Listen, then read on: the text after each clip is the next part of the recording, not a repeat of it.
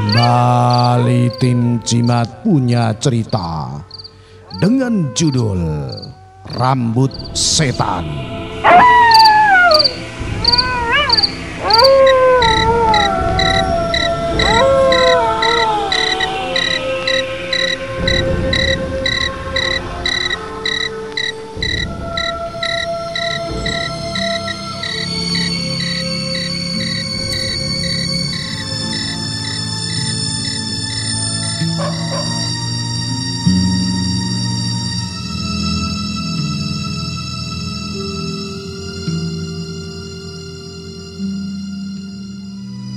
Sebut saja namanya Roni.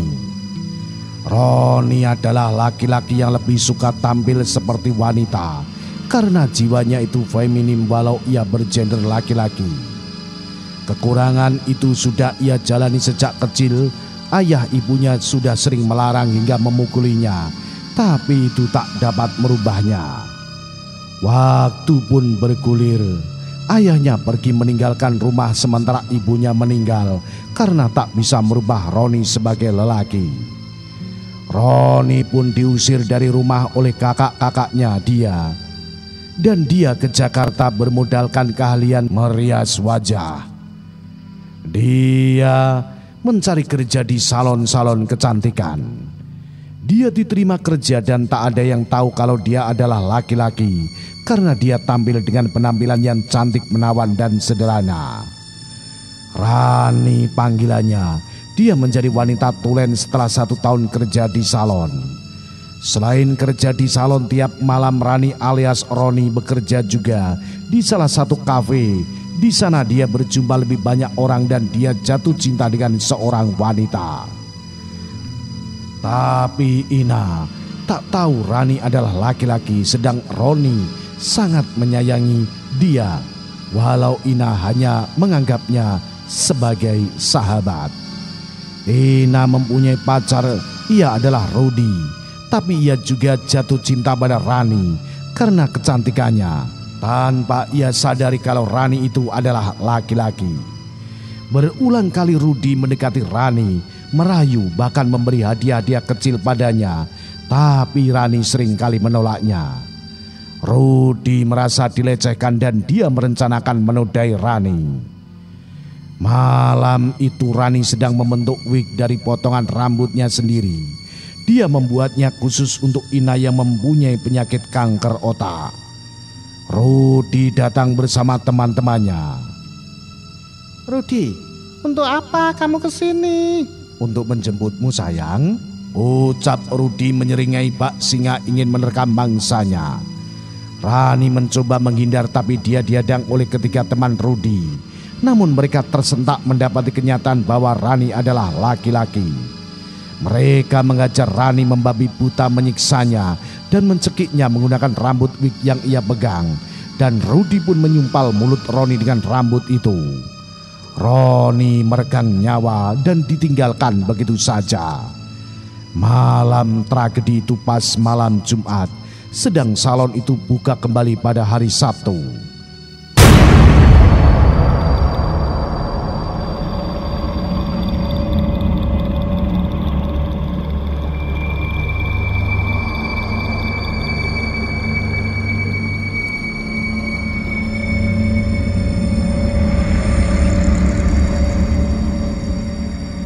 Pagi itu Sari datang membawa sarapan untuk Rani. Ya, itu yang biasa ia lakukan untuk rekan kerjanya itu. Karena Rani tinggal di kamar belakang salon, ia diberi tanggung jawab oleh Bu Ike pemilik salon untuk menjaga dan membersihkan sebelum dia datang. Tapi Sari kaget ketika sampai di depan pintu. Pintu dalam keadaan terbuka, perlahan dia pun memasuki salon. Dia melihat alat-alat dan perlengkapan salon jatuh dan berantakan di lantai. Sari mulai panik dan meneriaki nama Rani. Ran? Dia tersentak melihat satu sosok terlilit rambut. Sari pun pingsan tak sadarkan diri. Saat ia sadar, Bu Ike dan polisi juga para warga sudah ada di situ. Jenazah Rani dibawa ke rumah sakit untuk diotopsi. Semenjak kejadian itu banyak kejadian mistis di salon itu. Terkadang hari dryer yang berpindah tempat atau letak sapu yang berubah.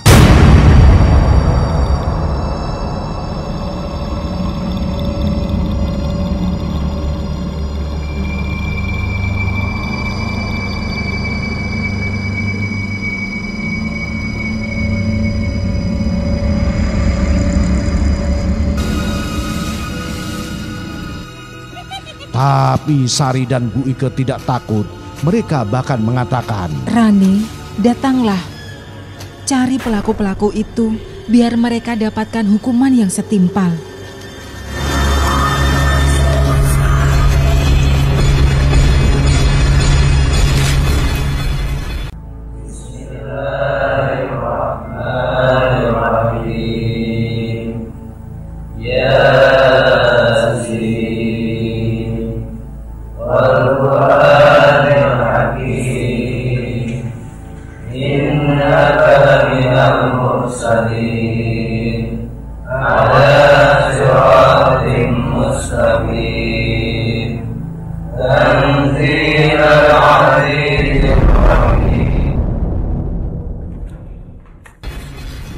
Tujuh hari kepergian Rani, Bu Ike mengadakan acara tahlilan di salon itu. Ina juga hadir di antara supirnya. Ina memegangi foto Rani dan mengatakan pada Bu Ike, "Aku kira aku telah menjadi tidak normal karena mencintai sejenis. Sekarang begitu aku tahu aku menemukan cinta yang benar, cinta itu pergi meninggalkanku." Bu Ike memeluk Ina. Acara tahlilan berlangsung hikmat, tapi begitu setelah penutup terjadi kecelakaan di depan salon.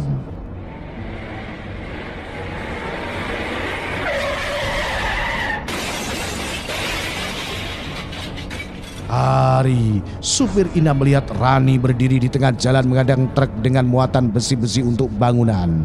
Karena sang supir mengerem mendadak membuat muatannya lepas ke belakang dan menusuk dua orang yang ada di mobil belakang truk itu. Dan mereka adalah salah satu pelakunya. Mereka tertusuk seperti sate. Besi-besi itu menembus dada dan jantung juga kepala mereka hingga rusak.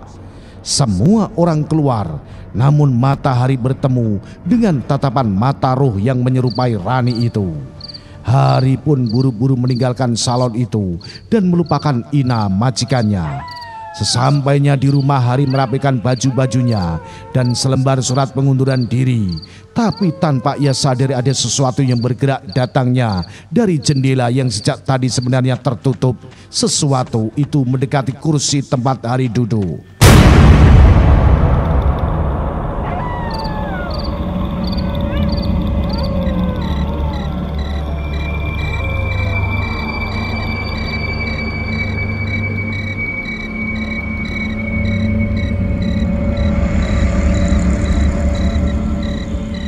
Merayap dan menjalar bagaikan ular dan dengan cepat menjerat leher Hari hingga ia terbanting dari kursi.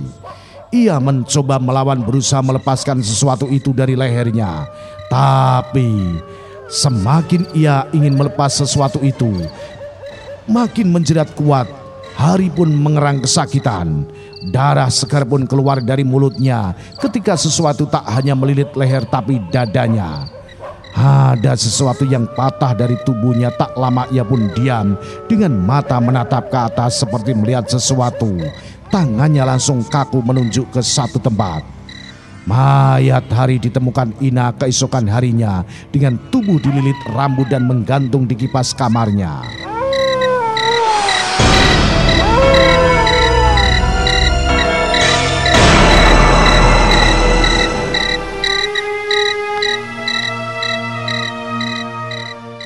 Hari berlalu, Rudi baru sadar bahwa ketiga kawannya itu sudah tiada. Tapi ia masih menganggap remeh semua itu. Dia bilang, mana mungkin orang dah mati hidup lagi terus bunuhin orang. Malam itu Rudi diantar Johan ke suatu diskotik. Dia minum dan bersenang-senang di sana. Dan di tengah keramaian orang berjoget, Johan melihat Rani dalam keadaan yang masih cantik. Johan pun memberitahu Rudi, Rud, itu si Rani, kan bukannya dia Dia udah mati, ujar Johan memeragakan orang digorok dengan jarinya. Rudi merem melek mengucek-ngucek matanya agar terlihat lebih jelas dan menunyul kepala Johan. Mana Rani? Saya yang minum, lo yang mabuk. Tuh lihat gak ada Rani. Udah yuk kita pulang. Johan menggandeng Rudi, tapi matanya masih melihat sosok Rani duduk di sana, tersenyum menakutkan ke arahnya.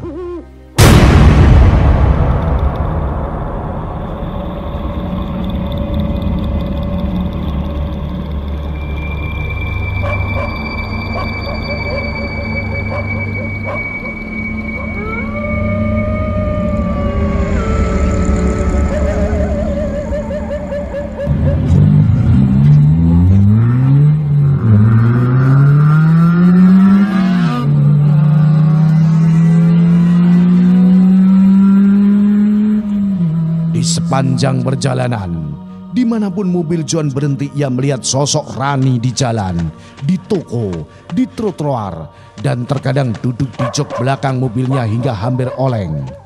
Johan masih bisa membaca surat Al-Ikhlas untuk menenangkan dirinya sendiri, berharap sosok Rani itu pergi, tapi tidak. Sesampai di rumahnya Rudi, Johan membawanya ke kamar. Dia meletakkan temannya itu di atas kasur dan ia keluar duduk di sofa ruang tamu sambil membuka televisi. Sosok Rani pun datang lagi, duduk persis di samping TV dan menghilang, muncul lagi di samping dia duduk.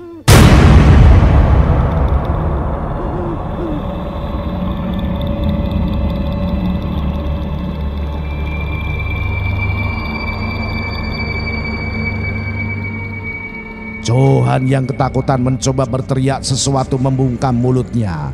Sementara itu Rudi tersadar dari mabuknya. Dia seolah tuli tak mendengar kegaduhan di ruang tamu. Dia pikir Johan sudah pulang. Ia pun masuk kamar mandi dan tanpa ia sadari, rambut itu mengejar bagai akar-akar yang memenuhi kamar mandi. Rudi yang asik mandi tidak mengetahui hingga ia membuka mata. Matanya melotot seolah menahan rasa sakit. Rambut-rambut itu masuk ke segala lubang di tubuhnya, di telinga, hidung, mulut, hingga membuat dia kejang-kejang dan darah segar pun memenuhi ruang kamar mandi. Di luar mulut Johan masih tertutup sesuatu. Dia mencoba melepaskannya, tapi tangannya meraba sesuatu. Rambut? Ya, itu rambutku, Johan. Ada suara tanpa wujud. Kalau kau ingin hidup, kamu harus menyerahkan diri dan menceritakan semua perbuatan kalian pada polisi. Jika tidak... Tiba-tiba sosok Rani duduk di pangkuan Johan, menatap lekat-lekat dengan wajah yang sudah tersayat-sayat. Johan mengangguk sambil menangis ketakutan dan pingsan.